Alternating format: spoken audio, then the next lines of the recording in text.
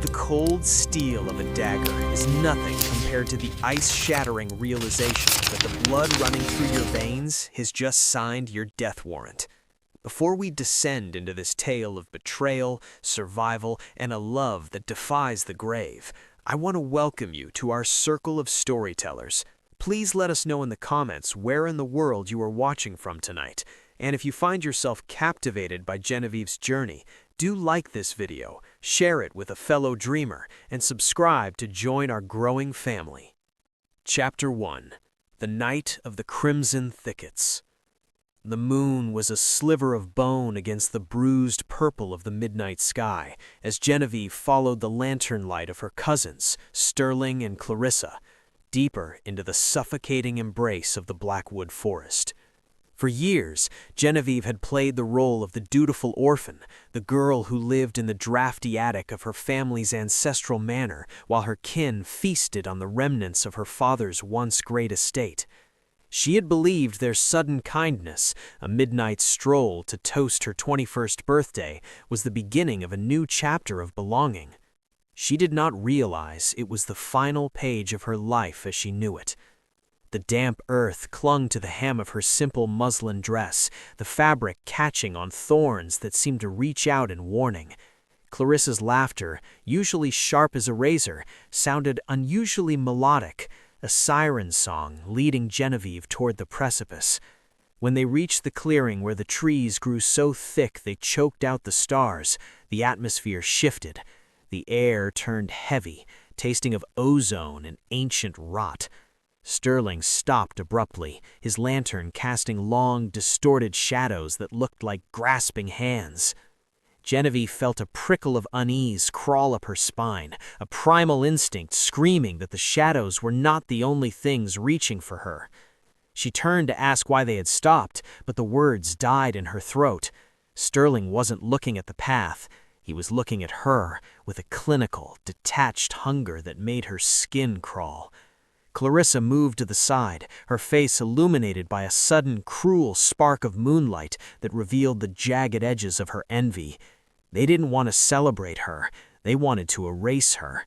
The inheritance Genevieve was due to claim at dawn was a fortune they had already spent in their minds, and they could not allow the rightful heir to take what they considered theirs by right of greed. The first blow was not a strike, but a shove that sent Genevieve sprawling into the frigid mud. Her breath left her in a ragged gasp, the shock of the impact vibrating through her bones. Before she could scramble to her feet, Sterling was over her, his eyes devoid of the shared childhood memories they held. He spoke no words of apology, no whispered regrets. He simply drew a blade that glinted with a hungry silver light. Genevieve tried to scream, but Clarissa's hand was suddenly there, pressing a foul-smelling rag against her mouth, the scent of bitter almonds and decay filling her lungs. Genevieve fought, her fingernails clawing at the earth, searching for any weapon, any grip, but the strength of her betrayal was a weight she couldn't lift. The blade found its mark. Not a lethal blow to the heart, for they wanted her to suffer, but a deep, searing tear across her shoulder and ribs that turned the world into a blur of heat and agony. They dragged her to the edge of a ravine, the sound of her dress tearing like a final, desperate plea. With a coordinated heave, they cast her into the dark. Genevieve felt the world fall away, the rushing wind whistling in her ears as she tumbled through branches that whipped her skin and stones that bruised her soul. When she finally hit the bottom, the silence of the forest rushed back in, heavy and indifferent.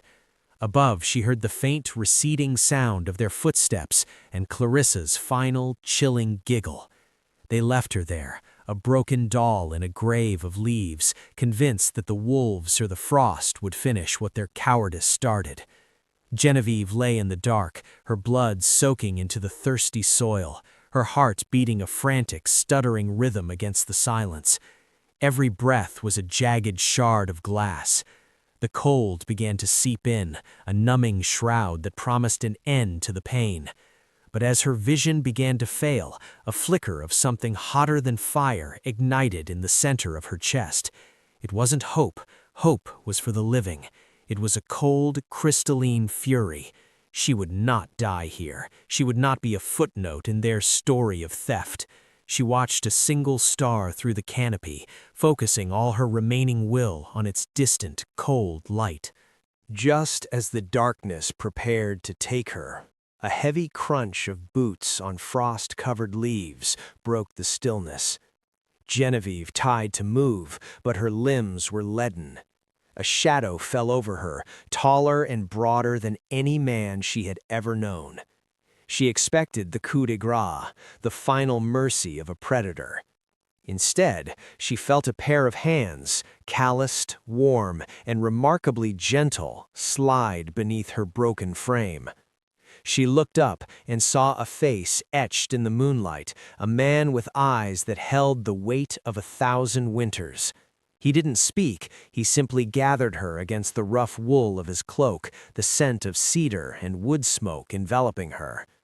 As he began the long climb out of the ravine, Genevieve let out one final shattering breath, her fingers curling weakly into his collar. She was no longer the girl who had entered the forest. That girl had died in the mud. The woman being carried into the mountains was something else entirely, a creature forged in betrayal and destined for a reckoning. Stellan's heartbeat was a steady drum beneath her ear, a reminder that life, however fragile, still pulsed within her.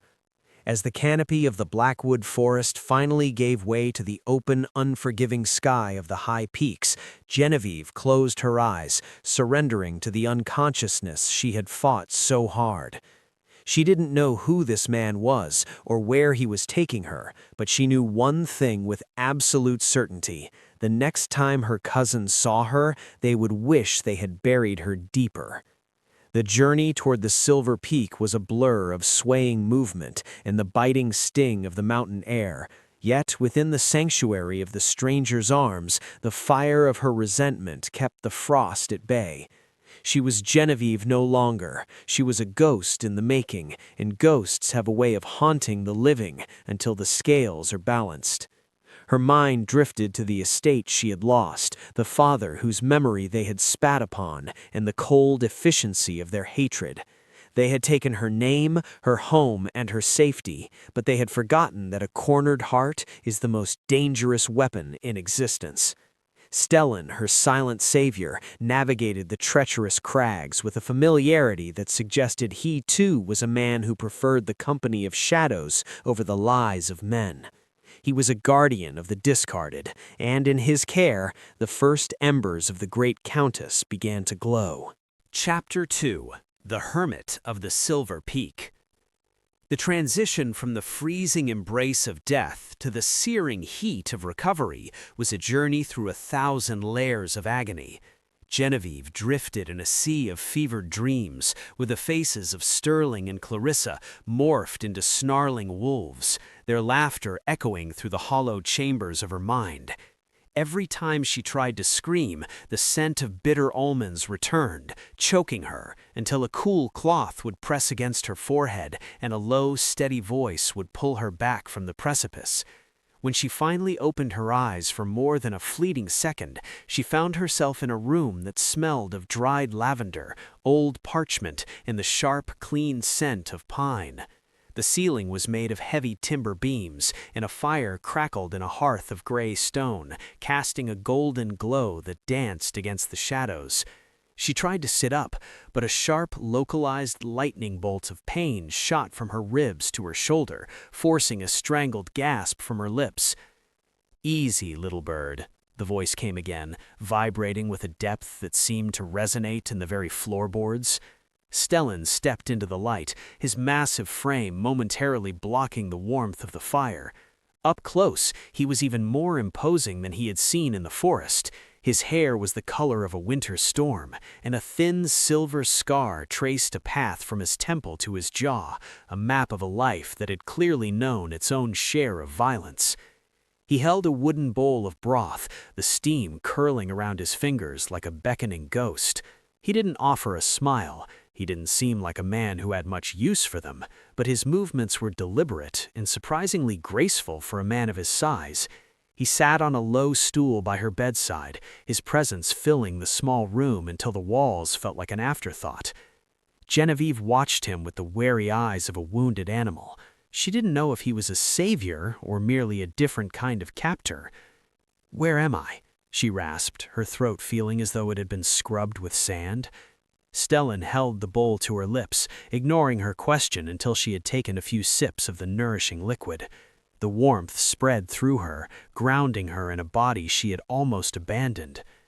"You are in the Silver Peak," he finally answered, his voice a low rumble. "High enough that the rot of the valley cannot reach us, and secluded enough that the wolves who wear silk waistcoats will never find the trail." He spoke of her cousins with a casual disdain that told Genevieve he knew exactly what had happened in that clearing. He had seen the marks of the blade, the bruising on her throat, and the way her soul seemed to be trying to retreat into the shadows. For days, the routine remained the same.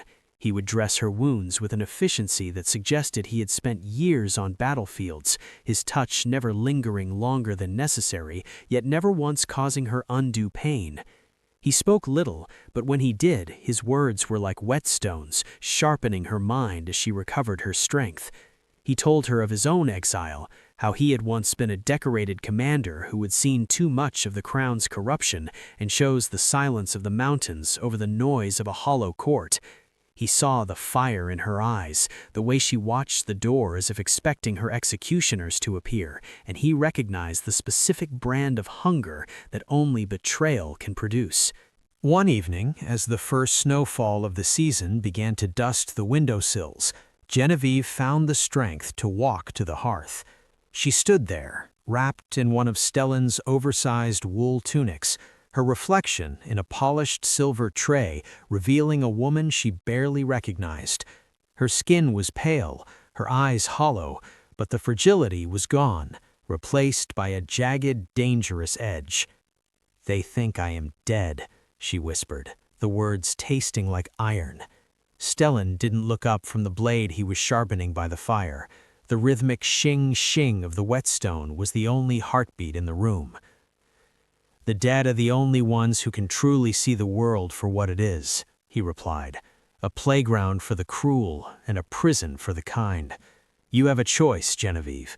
You can stay here, hidden in the clouds, and let the mountain air wash away the memory of their faces. Or you can use the fact that you are a ghost to haunt them until they beg for the mercy they denied you." He finally looked up, his gray eyes locking onto hers with an intensity that made her breath hitch. It wasn't just a question of survival, it was a question of identity. Did she want to be the victim who escaped, or the storm that returned? The romantic tension between them was a silent current, an unspoken understanding of two souls who had been discarded by the world. Stellan moved toward her, his proximity making the air feel electric. He reached out, his thumb grazing the line of her jaw, a gesture that was both a challenge and a promise of protection. Genevieve didn't flinch. She leaned into the touch, a small, cold smile touching her lips. In that moment, the bond was sealed. Stellan would be her architect, and she would be his masterpiece of vengeance. He began to teach her things that no finishing school would ever dare. He taught her how to read a man's intentions in the flicker of his pulse, how to use a fan not just to cool herself, but to signal a death sentence, and how to mask her fury behind a veneer of aristocratic boredom. He brought out crates of books from his hidden library, manuals on law, ledgers of the city's most powerful families, and treatises on the psychology of greed. He pushed her until her muscles ached and her mind felt like it was breaking. But every time she faltered, he was there, a silent pillar of strength. He didn't pity her, and that was the greatest gift he could offer. He treated her like a soldier preparing for a campaign, acknowledging the beauty she possessed, but emphasizing that it was merely a sheath for the blade she was becoming. As the weeks turned into months, the Silver Peak became a crucible. Genevieve shed the last vestiges of the frightened girl from the attic. She learned to move with a predatory grace, her voice regaining its melody but losing its hesitation. She and Stellan shared meals in a comfortable, charged silence, their eyes often meeting across the table in a way that spoke of a growing, complicated affection.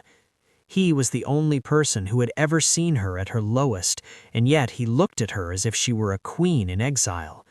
The isolation of the mountain fueled their intimacy, a slow-burn connection forged in the shared knowledge of what it felt like to be left for dead.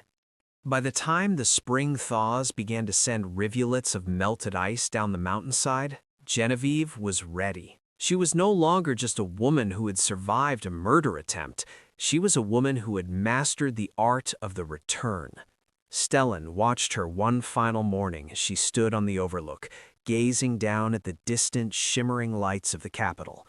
She was dressed in a suit of riding leathers he had commissioned from a trusted contact, her hair braided tightly back, her posture radiating a quiet, terrifying power. The Countess de Moray is a title that has been vacant for 50 years, Stellan said, handing her a signet ring he had pulled from a velvet-lined box. Her lineage is impeccable, her wealth is legendary, and her mystery is her greatest weapon. When you walk into that city, Genevieve, you do not walk as a ghost, you walk as their reckoning. Genevieve took the ring, sliding it onto her finger. It felt heavy, a physical manifestation of the burden she was about to lay upon her enemies. She looked at Stellan, the man who had pulled her from the mud and given her the world.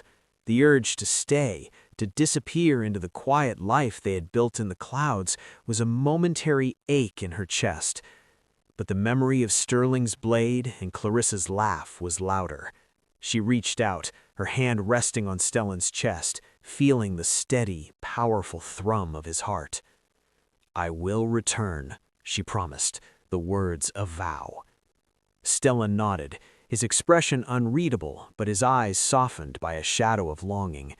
He knew that to save her, he had to let her go into the fire she had built for herself. The journey down the mountain began in silence, but in Genevieve's mind, the symphony of her revenge had already begun its first movement. Chapter 3. The Metamorphosis of a Lady. The transition from the rugged isolation of the Silver Peak to the gilded cage of the capital required more than just a change of scenery. It required a total reconstruction of Genevieve's soul. Under Stellan's unrelenting gaze, she spent the final weeks of her recovery mastering the dualities of power. By day, they engaged in the brutal physics of self-defense, Stellan teaching her how to use a hidden stiletto with the same fluid grace as a silk fan. By night, they sat by the roaring fire, where he drilled her on the complex genealogies of the continental elite until she could recite the scandals of the de Moray bloodline as if they were her own childhood memories. The romantic tension between them had shifted from a simmer to a steady magnetic pull, an unspoken bond between the man who had renounced the world and the woman who was about to conquer it. Stellan would often catch her mid-sentence, his gaze lingering on the sharp, intelligent curve of her jaw, his silence more eloquent than any courtier's poetry. He was crafting a weapon, yet he couldn't hide the flicker of sorrow in his eyes, knowing that once the weapon was polished, it had to be unsheathed and sent into the fray. Genevieve felt it too, the terrifying comfort of his presence, and the way his calloused hands felt like the only honest thing left in a world of fabrication. She would watch him from across the table, the flickering candlelight carving deep shadows into his rugged features, and wonder if there was a version of this life where they simply stayed in the clouds, two ghosts haunting a mountain instead of a ballroom. But every time her heart softened, the phantom pain in her ribs would flare, a cold reminder of the mud, the blade, and the laughter of her kin. Stellan's contacts in the city began to move like clockwork, weaving a web of rumors that preceded her arrival. Stories of a reclusive, fabulously wealthy countess from the southern coast began to circulate in the most exclusive salons. They spoke of her vast estates, her tragic loss of a fictional husband, and her impending arrival to claim a seat in the capital's high society. Genevieve practiced her new voice, a low melodic contralto that held a hint of a foreign lilt, enough to pique curiosity but not enough to invite scrutiny. She learned that de Moray stare, a look of such profound aristocratic indifference that it could wither a duchess at 50 paces. Stellan acted as her harshest critic, playing the roles of the sycophants and snakes she would soon encounter. "If you flinch when a man mentions the Blackwood Forest, you are dead," he would warn, his voice cracking like a whip. "If you hesitate when Baron Sterling kisses your hand, you are dead. You must look at him and see nothing but a fly to be swatted." Genevieve would nod, her eyes turning to chips of ice, her heart hardening until it felt like a diamond, unbreakable and cold. They spent hours refining her posture, ensuring that every movement radiated a quiet, terrifying authority. She was no longer the girl who ran through the woods. She was the woman who owned the woods and everything within them. The final element of her transformation was the wardrobe Stellan had surreptitiously acquired. Heavy silks in shades of midnight emerald and bruised plum, laces as delicate as spiderwebs, and jewels that looked like frozen droplets of blood. When Genevieve first stepped into the full-length mirror wearing a gown of charcoal velvet with a high, stiff collar of silver thread, she didn't see herself. She saw the Countess de Moray, a woman of mystery, power, and absolute poise. Stellan stood behind her, his reflection a dark, protective shadow. He reached out, his fingers brushing the nape of her neck as he fastened a necklace of black pearls. The touch sent a jolt of electricity through her, a reminder of the raw, unpolished intimacy they had shared in the dirt and the snow. "You look like a queen going to her coronation," he whispered, his voice thick with a sudden, rare emotion. Genevieve turned in his arms, her hands resting against the hard planes of his chest. The contrast between her silk and his rough wool was a physical manifestation of the crossroads they had reached. For a moment, the vengeance felt far away, eclipsed by the heat of his breath and the desperation in his gaze. She wanted to tell him that he was the only reason she was breathing, that the Silver Peak was the only home she had ever truly known. But the words remained trapped behind the wall of her resolve. Instead, she stood on her tippets and pressed a lingering, bittersweet kiss to the scar on his jaw. It was a seal of gratitude and a promise of return. Stellan closed his eyes, his hands gripping her waist for a fraction of a second before he pulled away, the mask of the hermit sliding back into place. "The carriage is waiting at the base of the trail," he said, his voice regaining its steady, clinical tone. "Your staff has been hired and briefed. They believe you are who the papers say you are. From this moment on, Genevieve is a memory. You are the Countess, and the world is your stage." He handed her a pair of kid-skin gloves, the final layer of her armor. As she pulled them on, she felt the last of her hesitation vanish. The girl who had been left for dead was officially buried. The woman who remained was a masterpiece of deception, fueled by a love she couldn't yet claim and a hatred she would never let go. She walked out of the cabin without looking back, the sound of her heels on the stone floor a rhythmic, predatory tattoo. The descent from the mountain was a journey into the lion's den, but as the carriage began to roll toward the distant shimmering lights of the city, Genevieve didn't feel like prey. She felt like the hunter. The city of Oakhaven was a sprawling, soot-stained beast, a place where wealth and squalor rubbed shoulders under the indifferent gaze of the cathedral spires. As the carriage wound through the cobblestone streets, Genevieve watched the passing world through the silk curtains, her mind a whirling map of targets and alliances. She knew where Baron Sterling would be, the exclusive gentlemen's club on the East Row, gambling away the last of her father's gold. She knew where Clarissa would be, preening in the front row of the opera house, dripping in stolen emeralds. The audacity of their comfort was a fresh insult, a coal added to the furnace of her ambition. She checked her reflection one last time in the small vanity mirror. Her eyes were bright with a feverish, focused energy. She thought of Stellan back on the peak, likely standing on the overlook and watching the horizon. He had given her the tools, Now it was up to her to build the pyre. The carriage pulled up to the magnificent townhouse she had leased through Stellan's intermediaries, a sprawling estate that screamed old money and quiet dignity. Her butler, a man named Elias, who had been hand-picked for his discretion and iron nerves, stood at the entrance, his expression a perfect mask of professional deference. "Welcome home, my lady," he murmured as he helped her alight. Genevieve stepped onto the pavement, the cool night air of the city filling her lungs. It tasted of coal smoke and ambition. She looked up at the darkened windows of the neighboring mansions, knowing that by morning every tongue in the capital would be wagging with the name of the Countess de Moray. The game had begun, and she was playing for keeps. Chapter 4. The Ghost in the Ballroom. The gilded doors of the ducal palace swung open with a synchronized groan of heavy oak and brass, revealing a cavernous ballroom that breathed with the scent of thousand-wick candles and expensive French perfume. Genevieve stepped over the threshold, her heart a steady, rhythmic drum against the silk of her bodice, though her exterior remained as still as a frozen lake.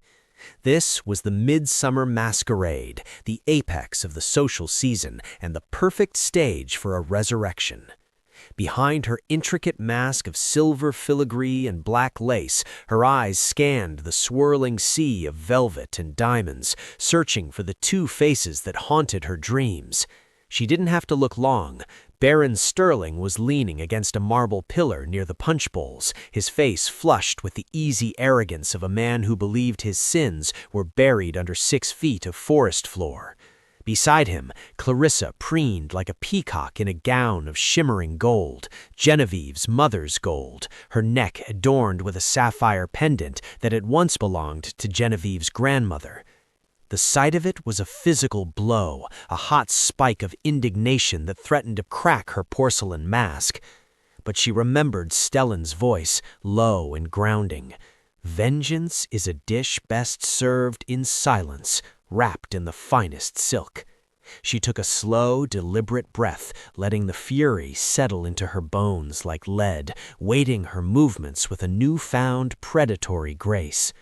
As she descended the grand staircase, a ripple of hushed whispers followed her path like a wake behind a ship.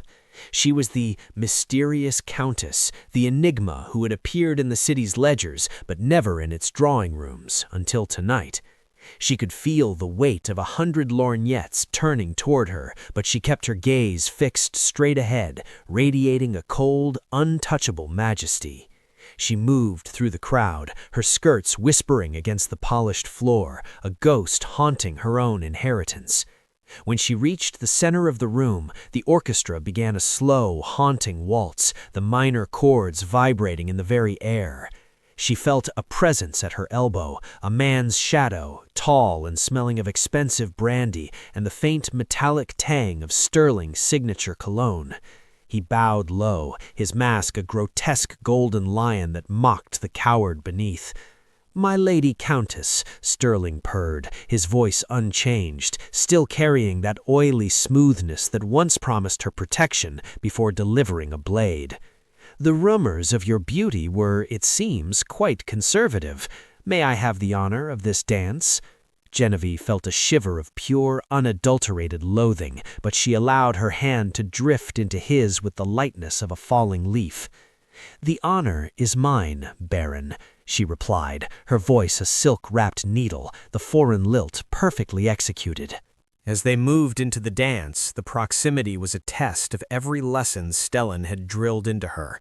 Sterling's hand was on her waist, the very hand that had shoved her into the mud.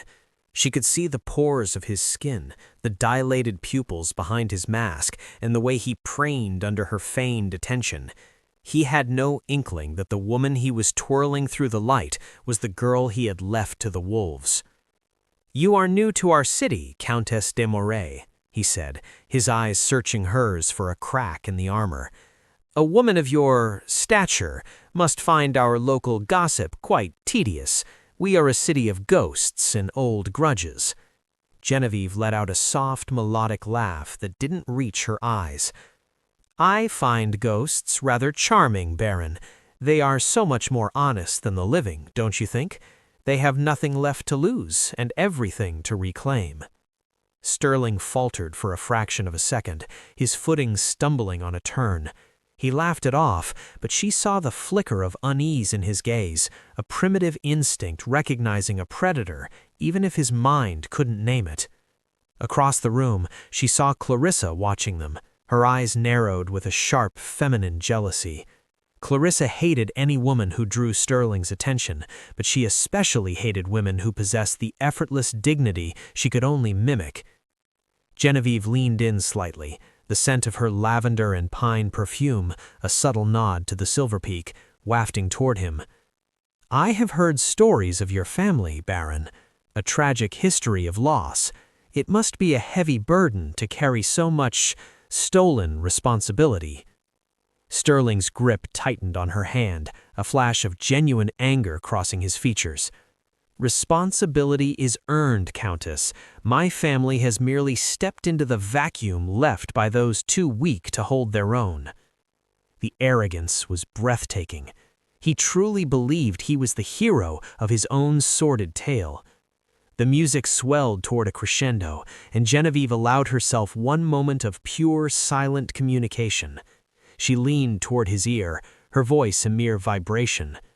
Be careful, Baron. Sometimes the things we bury have a way of digging themselves out when the moon is right. Before he could respond, the music ended with a dramatic flourish. She stepped back, curtsying with a chillingly perfect poise.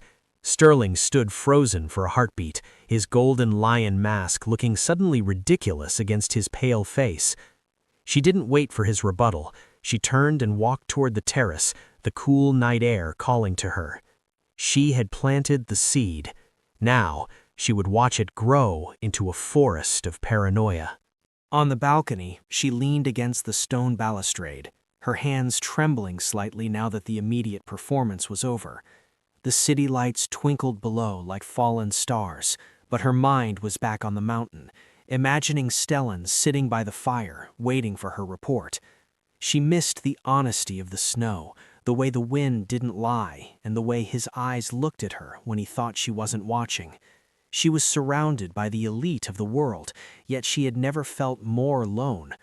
A shadow moved in the corner of the terrace, and for a terrifying second she thought Sterling had followed her. But the silhouette was broader, the movement more fluid. A man stepped into the moonlight, his face unmasked, his features rugged and familiar. It was Stellan. He had come to the city, risking his own exile to stand in the shadows of her war. He didn't speak. He simply leaned against the pillar opposite her, his presence a silent anchor in the storm of her deception. "You are magnificent," he whispered, the words carrying on the breeze. Genevieve felt a sob of relief catch in her throat, but she forced it down. "I am a ghost, Stellan, just as you said." He moved closer, the heat of his body a contrast to the marble. "No," he said, his hand covering hers on the railing. "You are the storm, and I think it's time we let the rain fall." The romantic tension between them, usually a low hum, flared into a roar. In the heart of the enemy's palace, surrounded by lies and danger, they were the only two real things in existence. Chapter 5. A Dance with the Devil. The morning after the masquerade, the capital was suffocating under the weight of a single name, the Countess de Moray. Genevieve sat in her morning room, the sunlight filtering through sheer silk curtains to illuminate the mountain of invitations that had already begun to pile upon her mahogany escritoire. She sipped her tea, the porcelain thin and fragile as the social standing of her enemies, while Stellan stood by the window, his presence a dark, grounding contrast to the room's opulence. He had shed his rugged mountain furs for the subdued, sharp attire of a high-ranking guardsman, acting as her silent shadow and head of security. The romantic tension that had flared on the balcony remained a heavy, unspoken pulse between them, a shared secret in a house built on fabrications. Every time their eyes met, Genevieve felt the pull of the Silver Peak, the memory of his hands tending her wounds, and the terrifying realization that she was falling for the only man who knew the monster she was becoming. But there was no time for the softness of the heart when the blade of justice was still mid-swing. Stellan checked his pocket watch, his expression unreadable. "Baron Sterling has already sent 3 couriers this morning," he noted, his voice a low vibration that seemed to settle in the marrow of her bones. "He is circling like a shark that has caught the scent of blood, unaware that the blood is his own." Genevieve set her cup down with a deliberate click. "He thinks he has found a new source of wealth to replace what he has squandered," she replied, her voice smooth and cold. "He sees a beautiful, lonely widow with a bottomless purse.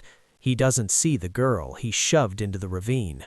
She stood, smoothing the skirts of her day dress, a gown of pale dove gray that spoke of mourning and modesty, a calculated choice to invite Sterling's protection. By noon, the Baron himself was announced. He entered her drawing room with a practiced flourish, his eyes scanning the expensive art and ancient tapestries with a hunger he could barely mask. He didn't see Genevieve, he saw a ledger of assets. He bowed low, taking her hand and pressing a kiss to her knuckles that made her skin crawl. "Countess," he murmured, his voice dripping with syrupy charm. "I found myself unable to sleep after our encounter last night. Your words haunted me, a riddle I find myself desperate to solve." Genevieve allowed a faint, enigmatic smile to touch her lips, the kind of smile that promised everything and gave nothing. "I am a simple woman, Baron. I speak in truths, though I understand that in this city truth is often mistaken for a riddle." She invited him to sit, and for the next hour she led him through a masterclass in psychological manipulation. She spoke of her vast holdings in the South, dropping hints of shipping lanes and gold mines that made Sterling's pupils dilate with greed. She watched as he leaned in, his body language shifting from predatory to suppliant. He began to boast of his own influence, though Genevieve knew from Stellan's intelligence reports that his accounts were overdrawn and his creditors were at the door. He spoke of his dear cousin who had tragically passed away, meaning her, using a tone of feigned grief that almost made her laugh aloud. "She was a sweet girl, but fragile," Sterling lied, his eyes fixed on Genevieve's black pearls. "Not suited for the rigors of our world. I have spent these last few years honoring her memory by maintaining our family's dignity." It was a staggering display of sociopathy. Genevieve leaned forward, her voice dropping to a conspiratorial whisper. "It is a noble burden you carry, Baron, but a man of your ambition surely needs a partner who understands the weight of such legacies." The hook was set. Sterling's hand moved as if to cover hers, but she gracefully stood to adjust a vase of lilies, keeping him at a distance while pulling him closer with her gaze. As the days turned into weeks, the game intensified. Genevieve allowed Sterling to escort her to the races, the opera, and the most exclusive garden parties. She became the sun around which he orbited, and in doing so, she isolated him from his usual allies. She whispered doubts about his business partners into his ear, suggested investments that were secretly traps designed to drain his remaining liquid assets, and watched with clinical satisfaction as his paranoia began to bloom. Clarissa, driven mad by Genevieve's sudden dominance and Sterling's obsession, attempted to sabotage her at every turn. But every rumor Clarissa planted was expertly countered by Stellan's network of informants. When Clarissa tried to imply that the Countess's lineage was forged, Genevieve produced ancient documents, perfect forgeries created by Stellan's contacts, that not only proved her title, but suggested that Clarissa's own branch of the family was illegitimate. The hunter had become the hunted, and the walls of the capital were closing in on them. One evening, after a particularly grueling dinner where Sterling had all but begged for a formal alliance, Genevieve retreated to her library. Stellan was there, cleaning a pair of flintlock pistols by the light of a single green-shaded lamp. The air between them was thick with the residue of the day's lies. Genevieve slumped into a velvet chair, the mask of the Countess slipping for the first time since she had arrived. "He spoke of my father today," she whispered, her voice cracking. "He spoke of him as if they were friends. I wanted to tear his throat out right there over the pheasant. Stellan crossed the room in 2 long strides, kneeling before her. He didn't offer empty platitudes. He took her hands in his grip firm and grounding. The fire is high, Genevieve, but you are the one holding the bellows. Do not let his breath extinguish your focus. She looked down at him, her savior and her shadow, and the distance between them vanished. She reached out, her fingers tracing the scar on his jaw, a map of survival they both shared. Sometimes I fear I am becoming just like them, she confessed, living in the shadows, weaving webs of pain. Stellan shook his head, his eyes burning with a fierce, protective light. They kill for greed. You fight for the truth. There is a world of difference in the blood on your hands. He leaned in, his forehead resting against hers, and for a heartbeat, the mission was forgotten. The romantic tension broke as he pulled her into a kiss that tasted of desperation, hope, and the cold mountain air of their past. It was a kiss that grounded her, reminding her that she was still human, still capable of love, even in the heart of a war. But as they pulled apart, the reality of their situation rushed back in. A floorboard creaked in the hallway, Elias signaling that a carriage had arrived at the back entrance. It was a messenger from the docks. One of Sterling's major investments, a ship Genevieve had convinced him to insure with his last remaining property, had just sunk in the harbor. The financial ruin was complete. Now only the social and physical reckoning remained. Genevieve stood, her eyes regaining their icy resolve, her heart fortified by Stellan's touch. "It is time," she said, her voice a death knell. "Send the invitation. We finish this where it began." Chapter 6. Whispers of the Past. The financial ruin of Baron Sterling was a silent implosion, a series of mounting debts and unfortunate maritime losses that Genevieve watched from the safety of her velvet-lined carriage. But as the physical walls of Sterling's world began to crumble, the psychological walls of Genevieve's own sanctuary were being tested by the arrival of Stellan in the city's light. To the world, he was her stowest captain of the guard. To her, he was the heartbeat of the Silver Peak, a man whose presence made the gilded ballrooms feel like hollow stage sets. The romantic tension between them, once confined to the whispers of the mountain wind, was now a dangerous current flowing beneath the surface of every public appearance. Stellan played his part with a terrifying precision, his eyes never leaving her, but she saw the way his jaw tightened when a nobleman lingered too long over her hand. He wasn't just guarding her life, he was guarding the woman he had meticulously pieced back together, fearing that the city's darkness would swallow the light he had seen in her eyes.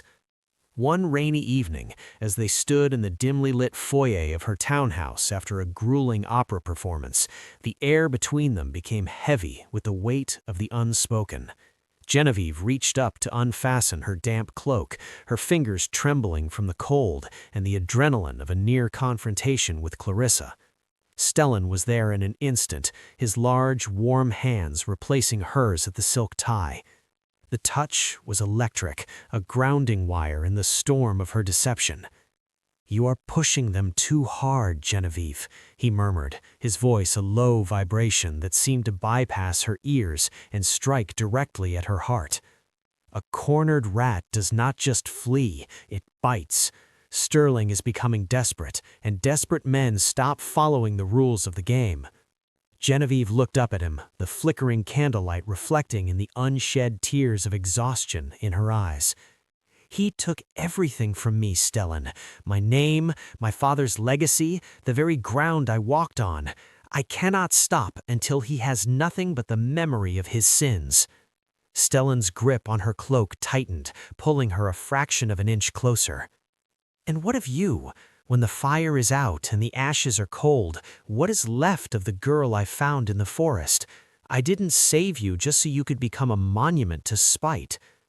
The honesty of his words was a blow more painful than any Sterling could deliver. He was the only one who dared to see past the Countess to the bleeding heart of the woman beneath. She leaned her forehead against his chest, the rough wool of his uniform a comfort she didn't deserve. The intimacy was a fragile bridge between their past and an uncertain future, a moment of raw truth in a life built on shadows. But the past was not content to remain buried. Whispers began to circulate, not about the Countess, but about the ghost of the girl from Blackwood Forest, a former maid from the ancestral manor, now destitute and drinking her sorrows away in a riverside tavern, claimed to have seen a woman who moved exactly like the late Genevieve. Sterling, gripped by a growing paranoia fueled by his financial collapse, began to obsess over these sightings. He started visiting the forest again, searching the ravine where he had cast her, as if expecting to find an empty grave. Genevieve used this to her advantage, planting relics of her past in his path, a torn piece of her muslin dress snagged on a thorn, a locket she had lost during the struggle. She was gaslighting a madman, leading him down a trail of breadcrumbs that led straight to his own undoing. Yet, as she watched him unravel, she felt the toll it took on her own soul. She found herself waking up in the middle of the night, her hands clawing at the sheets, convinced she was back in the mud. Stellan was always there, a silent sentinel outside her door, his presence the only thing keeping the nightmares at bay. The tension reached a breaking point during a private dinner Genevieve hosted for the city's elite, a celebration of her recent acquisitions that were, in reality, the very properties Sterling had lost. Sterling arrived uninvited, his clothes disheveled, his eyes bloodshot with a frantic, wild energy. He looked at Genevieve not with greed, but with a terrifying, dawning realization. He watched her drink her wine, watched the way she tilted her head when she laughed, and she saw the moment the pieces clicked into place. The color drained from his face, replaced by a gray, sickly pallor. He didn't cause a scene, he simply stood up and walked out, his silence more ominous than any shout. Stellan moved to follow him, but Genevieve caught his sleeve, her eyes wide with a mixture of fear and triumph. "Let him go," she whispered. "The trap is set. He is going exactly where I want him." But Stellan's expression was grim. He knew that a man who has realized he is haunted is a man with nothing left to lose. That night, the house felt colder than usual. The romantic tension that had sustained them felt strained, stretched thin by the proximity of the end. Genevieve sat by the fire, the black pearls around her neck feeling like a noose. Stellan entered the room, his boots heavy on the floorboards. He didn't say a word. He simply sat on the rug at her feet, resting his head against her knee. It was a gesture of total submission and total protection. Genevieve ran her fingers through his hair, the silence between them a sanctuary. "When this is over," she said softly, "where do we go?" Stellan took her hand, kissing the palm with a tenderness that broke her heart. "Wherever the wind doesn't smell of old lies," he replied. "But first, we have to survive the night." The shadows in the corners of the room seemed to deepen, the whispers of the past growing into a roar as the final confrontation loomed. The Countess de Moray was prepared to die so that Genevieve could finally live, but the price of that rebirth was a debt that was about to be collected in the very place her life had ended. Chapter 7. The Tightening Noose. The air in the capital had grown thick with the static of an approaching storm, a tension so palpable that even the street vendors spoke in hushed tones as Genevieve's carriage rolled toward the final social engagement of the season. Baron Sterling was no longer the preening lion of the ballroom. He was a frantic, hollowed-out shell, his eyes darting to every shadow as if expecting the ground to open and swallow him whole. He had begun to sell off the very family heirlooms he had once killed to protect, desperate to pay off the mysterious creditors who seemed to hold his life in their ink-stained hands. Creditors who, unbeknownst to him, reported directly to Stellan. Genevieve watched from her window as the Baron's carriage passed hers, noting the way his hands shook as he gripped the velvet doorframe. She felt a cold, clinical satisfaction, a surgeon watching a terminal patient succumb to a predictable fever. But the romantic tension with Stellan was the true fire burning in the hearth of her heart, a heat that both comforted and terrified her as the end drew near. He stood at the edge of her vision, his hand resting on the hilt of his saber, his gaze never wavering from her reflection in the glass. They were two hunters who had shared a den for too long to ever truly return to the world of men. One evening, while the city was draped in a suffocating fog that smelled of coal and damp stone, Stellan entered Genevieve's study with a stack of signed confessions and bank ledgers. He didn't speak immediately. He simply stood by the fire, the orange light carving deep, rugged valleys into his features. "It is finished, Genevieve," he finally said, his voice a low gravel. "The Baron has signed over the last of the Blackwood deeds to a holding company controlled by your estate. He has nothing left but the clothes on his back and the lies in his head. Even Clarissa has fled to the countryside, terrified that the curse of your family name has finally caught up with her." Genevieve stood, her fingers tracing the edge of her desk. The victory should have felt like a symphony, but it felt like a heavy, silent weight. She walked toward him, the distance between them closing until she could feel the heat radiating from his chest. "Then why do I feel like the one being hunted, Stellan?" He reached out, his hand cupping her cheek, his thumb grazing the line of her jaw with a tenderness that broke through her icy facade. "Because you are realizing that revenge is a desert, my love. It offers no shade and no water. You have reclaimed your life, but now you must decide if you are brave enough to live it." The intimacy of the moment was shattered by a frantic pounding at the front door. Elias appeared moments later, his face pale. "The Baron is here, my lady. He is not himself. He demands to see the Countess, claiming he has a gift for the woman who has stolen his soul." Genevieve looked at Stellan, her eyes hardening once more into the chips of flint he had helped her forge. "Let him in," she commanded. Sterling burst into the room, smelling of cheap gin and the metallic tang of desperation. He didn't look at the opulence around him. He looked directly at Genevieve, his eyes wide and bloodshot. "I know who you are," he hissed, his voice a ragged whisper that sent a chill down her spine. "I saw the way you looked at the old oak tree in the park. I saw the way you winced when the clock struck midnight. You aren't a countess. You're a demon sent from that ravine to drag me down." He reached into his coat, and for a heartbeat, Stellan's blade was halfway out of its sheath. But Sterling didn't pull a weapon. He pulled a handful of withered crimson leaves, the same leaves that grew in the Blackwood Forest. He threw them at her feet, a grotesque parody of a floral tribute. "I am going back there tonight," Sterling laughed, a sound that held no mirth, only madness. "I'm going to find the spot where I left you, and I'm going to burn the whole forest to the ground. If I can't have the inheritance, neither can the ghosts."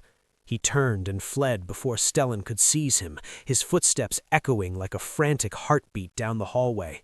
Genevieve looked down at the dead leaves, her breath coming in short, jagged gasps. The cycle was coming to a close. The forest was calling its own back to the soil. She looked at Stellan, her silent guardian, her savior, her heart. "We have to go," she said, her voice steady and lethal.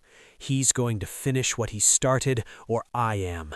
Stellan didn't argue. He simply grabbed his heavy traveling cloak and handed her the small silver-hilted dagger he had given her on the mountain. "Then let us end it where it began," he replied. As they stepped out into the night, the fog seemed to part for them, a dark path leading back toward the Blackwood Forest, where the final reckoning awaited beneath the shadows of the ancient trees. The ride to the forest was a blur of pounding hooves and the biting sting of the night air.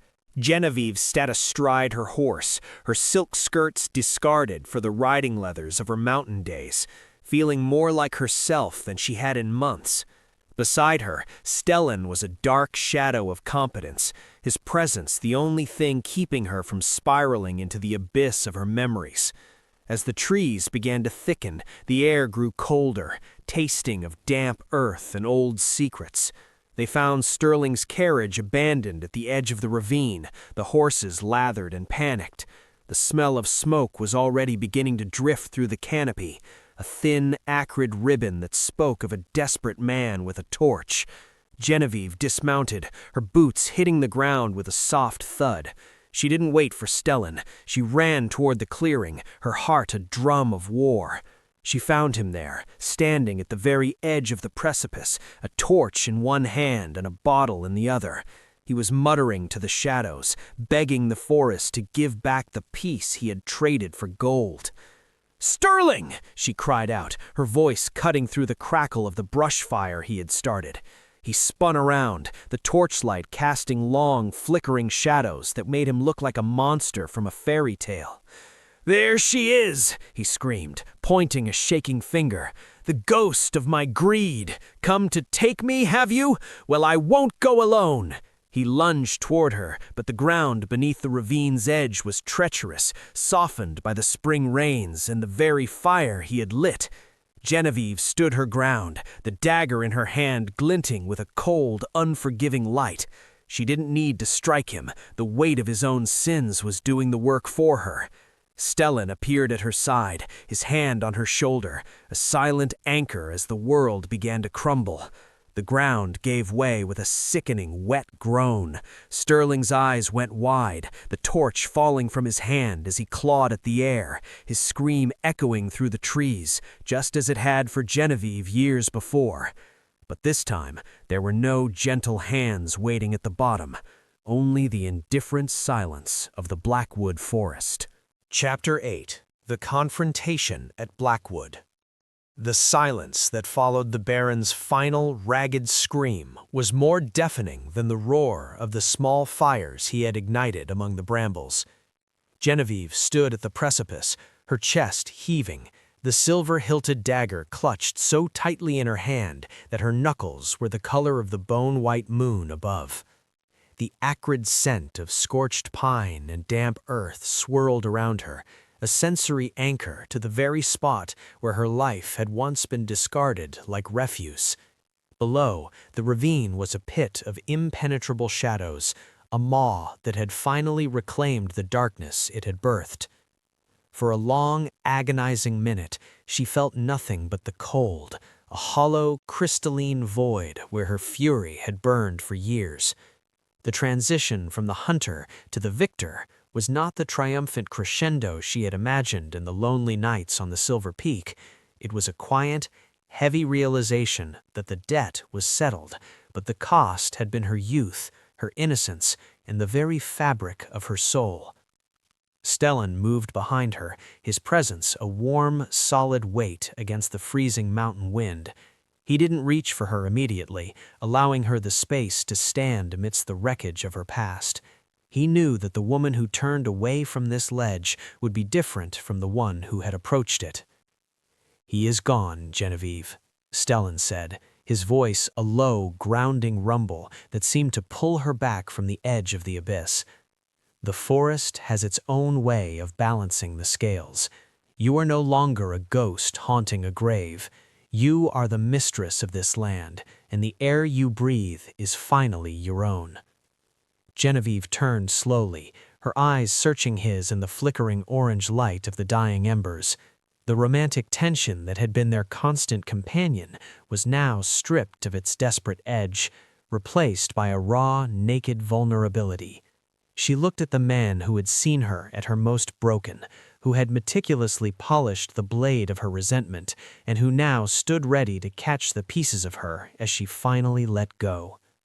The weight of the Countess de Moray, the silks, the jewels, the calculated lies, felt like a leaden shroud she was desperate to shed. She stepped toward him, her legs feeling like water, and collapsed against his chest. Stellan's arms wrapped around her with a fierce, protective urgency, his chin resting atop her head as the first sob finally broke through her throat. It wasn't a cry of grief for the man who had fallen, but a release of the 1,000 unshed tears she had held back since the night of the crimson thickets. As the fires burned low, reduced to glowing red eyes in the dark, they began the slow walk back toward the carriage. The Blackwood Forest, once a place of terror, now felt strangely indifferent, its ancient trees swaying in a rhythmic, mournful dance. Genevieve felt the phantom pains in her side finally begin to dull, as if the earth itself had accepted the payment of Sterling's life in exchange for her healing. But as they reached the edge of the woods, a new shadow emerged from the mist. Clarissa stood by the abandoned carriage, her face a mask of gaunt terror and smeared coal. She had not fled as far as they thought. The umbilical cord of her own greed had kept her tethered to the site of their original sin. Seeing Genevieve alive, standing in the moonlight with the strength of a mountain at her back, Clarissa let out a thin, wavering shriek. "You!" she gasped, her hands clawing at the air as if to ward off a demon. "You were dead! I felt the cold in your skin! You cannot be here!" Genevieve stopped, her posture regaining its aristocratic steel for one final performance. She didn't move toward her cousin with violence. She simply looked at her with a profound, weary pity that was far more cutting than any blade. "The cold you felt was your own heart, Clarissa," Genevieve said, her voice echoing with a haunting, melodic clarity. "I died that night, it is true, but I was reborn in the high places, where the air is too thin for lies. Sterling has paid his debt to the soil. You, however, must live with the memory of what you did. You will spend the rest of your days looking over your shoulder, wondering if every shadow is me, and if every whisper of the wind is the sound of your own conscience." She reached into her pocket and pulled out the sapphire pendant, the one she had reclaimed from Sterling's desk days prior, and tossed it into the dirt at Clarissa's feet. "Take your baubles. They are all you have left. The estate, the name, and the soul of this family are mine once more." Clarissa collapsed into the mud, clutching the cold blue stone to her chest, her mind finally fracturing under the weight of a reality she couldn't comprehend. Stellan led Genevieve to their horses, his hand lingering on her waist as he helped her mount. The sky was beginning to turn a pale, bruised gray, the herald of a dawn that felt earned rather than merely expected. As they rode away from the Blackwood, leaving the broken woman and the empty ravine behind, Genevieve didn't look back. The romantic connection between her and Stellan was no longer a secret whispered in the dark. It was a visible, unbreakable bond, a shared history written in scars and survival. They rode toward the city, not to reclaim the throne of the Countess, but to settle the final affairs of a life they were both ready to leave behind. The tightening noose of the capital had been cut, and for the first time in her life, Genevieve realized that the most powerful thing she could be wasn't a countess or a ghost. It was a woman loved by a man who knew her truth and chose to stay. Chapter 9. The Price of Redemption. The grand foyer of the townhouse was silent, the ticking of the grandfather clock sounding like the slow, rhythmic dripping of blood. Genevieve stood before the tall pier mirror, her reflection a pale, haunting specter in the pre-dawn light. She reached up, her fingers trembling as she unclasped the heavy black pearls from her neck, the gems clattering onto the marble vanity like teeth. Behind her, Stellan watched, his reflection a dark, steadfast anchor in the shifting sea of her identity. The romantic tension that had fueled their journey had matured into something quieter and more profound, a shared exhaustion that only those who have survived a war together can understand. He stepped forward, his hands resting on her shoulders, his touch grounding her in a world that still felt precarious and fragile. "It is over, Genevieve," he whispered, his voice a low, steady balm. "The debt is paid, the ledger is closed, but you must decide now. Are you the Countess de Moray, or are you the woman who died in the forest and was reborn in my arms?" Genevieve turned to face him, her eyes searching his for the truth she had been afraid to voice. The price of her redemption had been high. She had traded her peace for a crown of thorns, and though her enemies were gone, the shadows they left behind still flickered in the corners of her mind. She looked at the opulence around her, the gilded moldings, the silk-flocked wallpaper, the scent of expensive lilies, and felt a wave of profound revulsion. It was a beautiful cage, a monument to a life built on the bones of her betrayal. "I cannot stay here, Stellan," she confessed, her voice cracking with the weight of her realization. "This city, this name, it tastes of iron and ash. If I stay, I will only become another version of the monsters I destroyed." Stellan's grip tightened, his eyes burning with a fierce, protective light. "Then we leave. We leave the silks and the lies behind. The mountain is still there, and the wind doesn't care for titles or bloodlines." The finality of the decision felt like a physical release, a shedding of a skin that had grown too tight. But the world was not yet finished with them. A sudden, violent crash echoed from the back of the house, the sound of splintering wood and the frantic barking of the hounds. Stellan was moving before the sound had fully faded, his saber unsheathed in a blur of silver light. He pushed Genevieve behind the heavy oak desk, his body a living shield. Through the doorway burst a group of men, their faces masked, their eyes gleaming with the desperate hunger of those who had been promised a fortune for a head. They were the remnants of Sterling's creditors, men who had lost everything in the Baron's collapse and blamed the foreign countess for their ruin. The fight was brutal and silent, a chaotic dance of steel and shadows in the dim light of the foyer. Stellan fought with the ferocity of a wolf protecting its mate, his movements a masterclass in lethal efficiency. Genevieve watched, her heart a frantic drum, as Stellan took a shallow cut to his arm to deflect a blow aimed at her. The sight of his blood, the blood of the man who had saved her twice over, ignited a different kind of fire in her soul. She didn't cower. She reached for the small flintlock pistol Stellan had taught her to use, her aim steady despite the chaos. When the lead man lunged at Stellan's exposed side, Genevieve fired. The crack of the pistol was a definitive end to the silence of her past. The attackers, seeing their leader fall and realizing they were facing a woman who was just as dangerous as the man guarding her, retreated into the fog of the morning. Stellan stood amidst the wreckage, his breath coming in ragged gasps, his gaze fixed on Genevieve with a mixture of shock and profound pride. He sheathed his blade and walked toward her, taking the smoking pistol from her hand. He didn't speak of the danger or the blood. He simply pulled her into a kiss that tasted of salt, gunpowder, and an unbreakable vow. In that moment, the last of the Countess de Moray evaporated. What remained was a woman who had fought for her life and won, and a man who would follow her into the heart of any storm.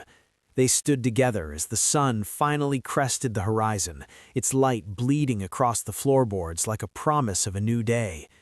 The price of their redemption had been paid in full, not just in the blood of their enemies, but in the courage to walk away from the power they had worked so hard to reclaim.